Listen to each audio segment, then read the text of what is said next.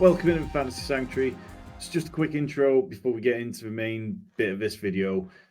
All the stuff you're going to see today is taken from a longer stream, which was done about a month and a half ago. And what I've done is just to chop it out, condense it to make it easier to digest and really help you maximize your chances of winning on DraftKings, particularly in the Millie Maker this year.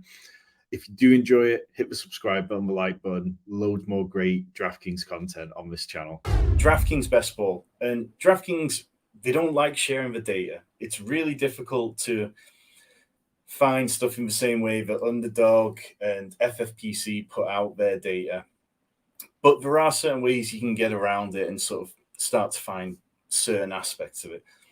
So all the data tonight is taken from the final of the DraftKings Millie Maker contest last year. There was 800,000 people in the contest, and in the finals, I believe it was 969 people.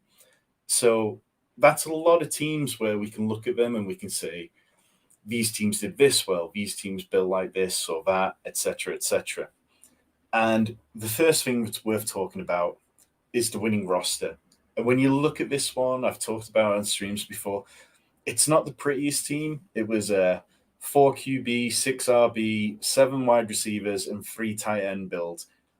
And the first thing that always stands out to me is how little stacks this team had. Russell Wilson and Jerry Jeudy. And if you drafted a lot of Russell Wilson last year, you probably didn't think that he was the kind of player who was going to deliver $1 million in return. And you can also see there's a bit of an Eagles stack here with Kenneth Gainwell, A.J. Brown, and Devonta Smith, but no Jalen Hurts. So we'll move on, though. The average build of the teams in the finals was 2.69 quarterbacks, 8.29 wide receivers, 6.26 running backs, and 2.75 tight ends. So whereas on Underdog, you've got 18 rounds, on DraftKings, you've got 20. So you really want to be piling those extra picks into the wide receivers. And it's an area which we're going to touch on a few times over the next sort of 10, 15 minutes whilst we talk about this before we get into a draft. So the average QB build of the teams in the final, you can see here, we had 7.5% of teams had 4 QBs, 52.8% had only 3 quarterbacks, and 2 quarterback was 39.2%. There were some 5 QB teams. I think it made up 0.4%, which is like 2, maybe 3 teams total. So they weren't a huge amount, and it's not a strategy I'd recommend. I mean, you put in 25% of your total draft capital into one position where only one player can play each week. But it's worth kind of just noticing how many teams had 3 QBs, because quite often when you have an elite quarterback early, it feels easy to just stop at 2. And we'll come more onto that later. Let's take a look at the running backs. Again, we had some outliers. There was a couple of 10 RB teams, which aren't even showing up there. You can see that they had 0.2% of the finals teams had 10 running backs on the teams. But what they did was they had either a 0 RB approach or a hero RB approach. So it's kind of important to understand that when teams were successful taking a lot of running backs, they weren't doing it early. It's like, you paraphrase Mike Leone here, but he says, you can draft running backs early or you can draft a lot of them and draft them later, but you can't do both because it doesn't lead to success. What does stand out is that, between 7 running backs and 6 running backs, it made up sort of 73% of the teams in this almost 1,000-team final had either 6 or 7 running backs total. And it's very rare that I fall into, I never go past 7. And occasionally I'll go 5, which you can see there, 16.4% of teams had 5. But 6 feels like an okay place to go, particularly if you've built with a hero running back or an double anchor running back build where you've taken 2 early and then you've left the position alone until sort of like round 7 or 8. If you want more information about the hero RB build, check out the description below, because I've got a 15-minute video that tells you all the data you need to know about how to crush with hero RB builds. So let's take a quick look at wide receiver. Again, it's one of those where there was some outliers. There's a 13 wide receiver team in there, a 12 wide receiver team in there. even some over 11. The teams that only had 5 wide receivers, so they were 0.4% of the teams in the final. And they all had 3 QBs, they all had elite tight end, and generally spent up on wide receiver early before moving away. So it's kind of like a robust RB approach of going, okay, well, I'm going to get my running backs, in this case, get my wide receivers early, and then I'm just going to really stay away from it and believe in the idea of these stud wide receivers at the top are going to be able to carry me all the way. Typically, though, 7, 8, 9 wide receivers, they were the ones which were most prevalent, and it just makes the most sense. When you start building in these drafts, it's a volatile position, and it seems like the way that I end up sort of quite often with one of those kind of builds. Moving on to tight end, do probably about another 10 minutes or so talking through these before we get into a draft tonight. So again, it's pretty obvious that 3 tight end and 2 tight end builds were the most common. There's nothing too surprising there. I mean, there was 0.3% of teams had 5 tight ends. 4 tight end builds were 6%. But between the 3 tight end and 2 tight end builds, that was over 90% of the total teams in the final. The 5 tight end teams all waited till round 9 or later to take a tight end. So they were really punting position. And I think in that case, it's okay. Last week we did a stream with James Brimacombe of Football Guys, and there we waited until like our last 4 picks and then just took 4 tight ends in a row. And it came out quite nice. So there are viable strategies like that. You've just got to understand where you're piling your resources in. There's no point building 4 tight end teams if you took Travis Kelce in the second round or the first round as it is this year. There were a couple of 1 tight end teams who made it, so 0.2%. It was about 2 teams. And they were both George Kittle teams who really kind of came on strong down the stretch last year. Out of the 3 tight end teams, a little under 5% of them had Travis Kelce on them. So like that elite tight end build where they were really relying on Kelce, but they still backed it up with 2 more. So there were a lot of different ways to thread tight end last year. And I don't think there was anything this year which is like screaming, this is the way to build with tight end. You can build with 2 tight end if you go an elite, or you can build with 3 if you're just taking them slightly later. But how the rosters were built, so we talked about it's like with the averages slightly at the top. QB 3, 6 running backs, 8 wide receivers, and 3 tight ends. Of the 969 teams to make the finals last year, by far the most common positional allocation was this build. 18% of the teams in the finals, so 180, 190 teams almost of the teams that were there all had 3 quarterbacks, which is quite a bit different to Underdog, where almost half the teams in the Best Ball Mania finals had 2 quarterback builds. Sorry if you can hear the rain chucking it down outside my house. It is really coming down right now. In terms of other roster builds that worked, though, you can see on this slide, again, it's referring to quarterback is the first number, running back the second number, wide receiver the third, and tight end is the 4th number. And you can see that out of the different sort of roster builds there, you're seeing a lot of them had 3 quarterbacks. Out of the top 4, all of them are 3 quarterback builds. Shout out to the Devi Royale. Big fan of these guys. Go and subscribe to their channel. They are absolutely killing it. Even if you do not play Devi, they will make you smarter and you will be ahead of the rest of your league mates when it comes to looking at next year's rookies. Big shout out to them. Okay, I'm going to pop back and grab some questions as we go, but let's keep moving on because I want to talk a little bit about the different types of roster builds that people use with running backs. So out of 969 teams in the final, 490 of them had no definable running back strategy. And if you've followed me and my work over the last few years, I'm a big proponent of sticking to these micro strategies that have been shown to help you win rate and help you really have success. And that team that won it all was a hero RB team. They took Christian McCaffrey early, and then they didn't touch another running back until Kenneth Gainwell, who must have been at least round 12 last year. So one of the big things that stands out on DraftKings is that robust RB, a strategy that you don't get many people outwardly selling and trying to say, this is a great strategy. It had almost as many teams in the finals as zero RB did.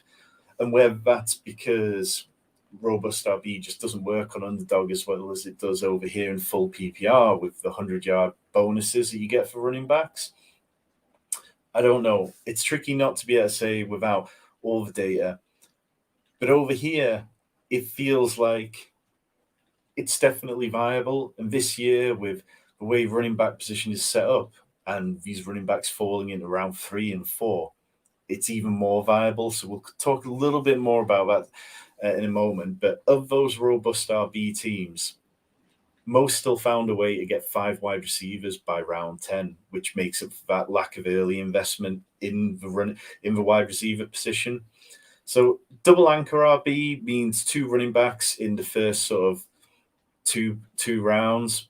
Hero running back, 1 running back in the first 2 rounds.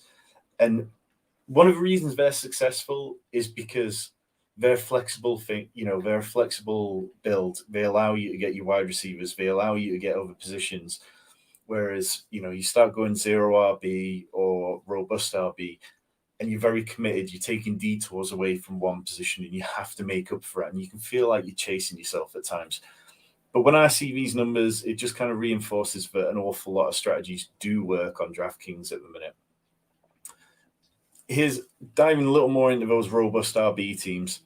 You can see that, a lot of these teams were not taking too many tight ends because they knew they were making up for it and they had to pile more resources into wide receiver because it avoided them earlier. They'd got 5 wide receivers by round 10, and quite often they were doing things like punting tight end. Ryan in the chat saying 0 RB is stressful. Tried it a few times and stuff.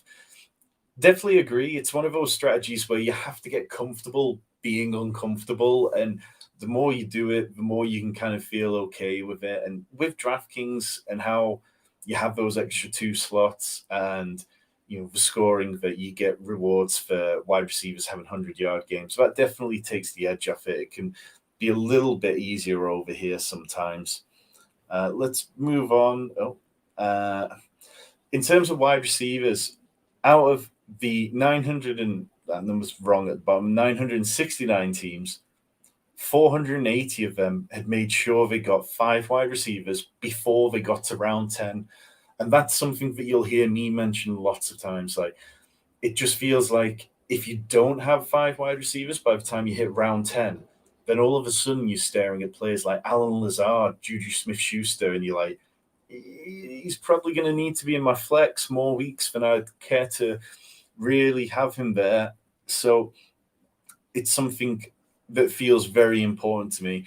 In terms of teams who went 0 wide receiver before round 5, only 15 of the teams in the final managed that. And 0 wide receiver before round 4, 5%. So really, these teams that got themselves into a situation where they could have won $1 million, they seem to know that they needed to be getting those wide receivers earlier.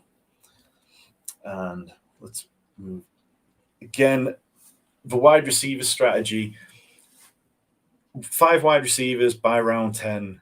It might sound like a lot because you're using 5 of your first 9 picks on them, but it pairs well with so many other strategies. You can use it with 2 tight end builds. You can use it with elite quarterback builds. And all of those kind of carry teams to the finals.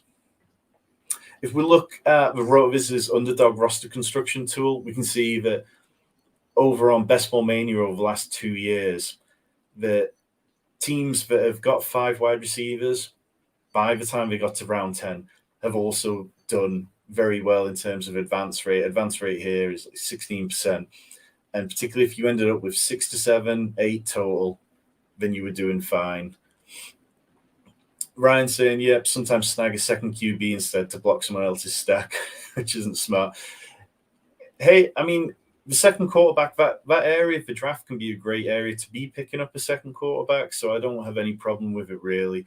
I think, you just then have to understand, okay, well, I didn't get my 5 wide receivers by round 10, so I'm really going to have to take a couple more than I would have if I didn't. At tight end, earlier we talked about totals per team, the 5 tight end builds, which were there and stuff. But out of the 969 teams against 989 number is wrong. 115 of the teams in the final had an elite tight end. Punt tight end, which was 0 tight ends before round 11, was also very good. It had 11.43% of the total teams. So, you could either take a tight end early or you could take tight ends later, and it all worked. But if you went super punt tight end, where you took no tight ends before round 15 on DraftKings last year, it did not work. It didn't get you to the final. Only like one team out of the entire final had managed to wait until round 15 or later to take the tight ends. I think it's worth mentioning that one of the key differences between DraftKings and Underdog over the last few years has been that Taysom Hill was a quarterback on DraftKings. On Underdog, he was a tight end. And if you look at the advance rate numbers for punt tight end on Underdog, they're much better.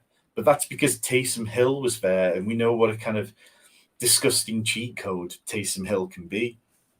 If you look at that sort of stuff, yeah, it's definitely more viable on Underdog. And this year, with Taysom Hill at tight end, maybe it picks up on DraftKings. Again, that's a similar sort of stuff on Underdog, where if you loosen it to round 14 for the first tight end, you can see 17% advance rate for 3 tight end builds, far better than it would have been on DraftKings because, yeah, as we saw, barely any team made it. In terms of common strategy pairings, so this is looking at every single roster, what they use, what kind of micro strategies we broke down, and then saying what helped get them to the final. Wide receiver 5 by round 10 with 2 tight end total was very popular. Hero running back with wide receiver 5 by round 10, very popular. Wide receiver 5 by round 10 with punt tight end or elite quarterback.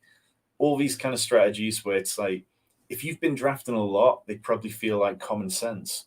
But sometimes you get into these drafts and we'll see teams just don't do it. And when you see a team take 3 tight ends and 3 wide receivers in the first 10 rounds, you know that they're just, they're paying the rake. They're dead already. Just got a couple more quick strategy bits we're going to talk about, and then we're going to dive into a draft before I lose my voice. Of the 969 teams to make it into the final last year, this is how many teams had quarterback plus teammate stacks per roster. So 5.4% of teams there had 0 stacks with any of their quarterbacks. That's wide receiver, tight end, running back, just 0 stacks at all, which is almost impressive because it's so easy to just be able to pick up a player in round 15, 16 and add them to your stack. It's almost something that you have to do deliberately to avoid it. But you can see that most commonly teams had 2 total stacks per roster. And that's the bare minimum for me. And we will get into it in a minute, the kind of stacks that were useful. But I want to hit at least 2 stacks with quarterbacks. If I'm taking a quarterback, I'm always trying to add a stack to it, unless it becomes particularly difficult. And then you want to look for correlation instead.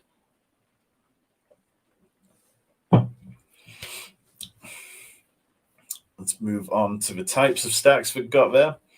So these are those kind of common ones. As you can see, QB plus 1 wide receiver. This isn't referring to the wide receiver 1 on the team. It's just any wide receiver. That was the most popular, 585 instances of that. QB plus 2 wide receivers, second most popular. And those 2 were far more common than the rest. But as you can see, like big stacks further down the list here, QB plus 2 wide receivers plus a running back, or QB plus wide receiver plus tight end plus running back, they were far less common. And without DraftKings releasing all their data, it's a little tricky to say, is this what didn't work? Or is this just less common over on DraftKings of a field not stacking as much as those of us who are sitting here in June talking about drafting best ball teams, and we've been here for well over a month already. So that's one where it's probably not going to influence how I stack too much, but I'm also slightly more open to small stacks than I have been in the past. Just a couple more slides, and then we're going to get into a draft.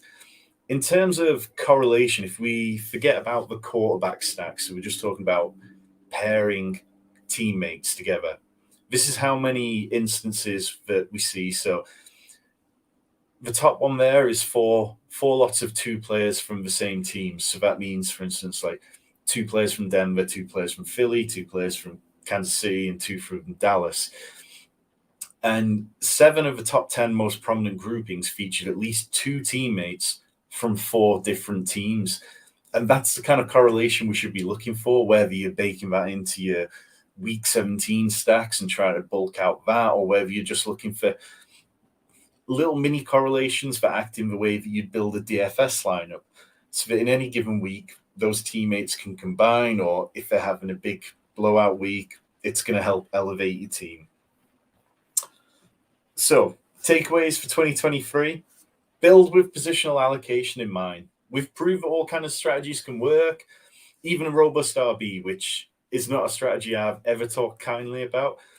But when you utilize those strategies, you have to be mindful of what you're doing. So, going back to the Mike Leone quote that I mentioned earlier, you can draft running backs early, or you can draft a lot of running backs, but you can't do both. So if you like the running back values in the first 5 rounds, be comfortable stopping at 5, be comfortable stopping at 6, but also be comfortable stopping when you get to like 3 running backs through the first 6 rounds or 7 rounds, and make sure you're building up your wide receiver part of your roster so that it can be a strength and not feel like a complete weakness. 3 quarterback builds viable even with an elite quarterback. So just another bit of data. There were 115 elite quarterback builds in the finals last year. And there were 115 elite quarterback builds, part of a 3 quarterback build total. So out of the 969 teams in the final, 3 QB build. Sorry, I've completely lost myself. I'm going to start again on that one. That's awful. Right. There were 698 teams in the finals that had 3 quarterbacks or more. Out of them, there were 115 of them with elite quarterbacks, part of their 3 QB builds. So you can see that a lot of teams didn't need to stop at 2 total. They were quite happy to just keep piling them on. And that's something that I've never done before, and it definitely hurt me at times last year when Lamar Jackson got injured, and I ended up taking zeros at the quarterback position in the playoffs. So whereas on Underdog, you will want to stop at 2. Over here on DraftKings, we should be a little more open to taking 3. Yeah, just going back to what Chris is saying here, that's more correlation than I expected. I know something besides the DK final, about 1,200 means correlation will matter a little bit less. I don't think I agree. Yeah, it's 1,400 people in the final this year, so I think you really need to hit on a number of things. It's almost like entering a GPP. You need to be perfect at so many positions to really win overall this year, because so many teams are going to have similar players. And that's where it comes down to, if we can hit on those late round picks, if they're the players who can really turn good for us, then it should really help us just come good in those final weeks. Small stacks, they're completely fine. We saw the winner had just 1 quarterback plus teammate stack. We also saw that we want 2 or more stacks typically. So instead of going overboard, try to stack 1 team. Aim for 2 quarterbacks who are stacked with at least 1 teammate, and 3 if possible. And then lastly, be flexible. We saw how double anchor RB, hero RB, zero RB, and even robust RB all help teams make the final. There's no need to become so glued to one strategy. And that's something I'm trying to do better at. I'm trying to do more robust RBs when they fall to me in the right area, and just try to mix it up a little bit, particularly at this time of year. In another month, the ADP is going to shift dramatically when more casual users enter the draft boards and they're like, why is Joe Mixon going in the 4th round? Why is Derrick Henry at the back end of the 2nd? And they'll start to get pushed up. The quarterbacks, we're already seeing them slide. So take advantage of it now. Get a little freaky. Try things that you wouldn't necessarily normally. So that's everything that you need to know to go out there and crush these DraftKings drafts. I strongly believe that by looking at what worked last year, we really can have a better understanding of the things that are going to work for us this year. I would highly advise you to come back to this video now and again, watch it, hit a like and subscribe button. We've got loads more DraftKings content coming through the offseason.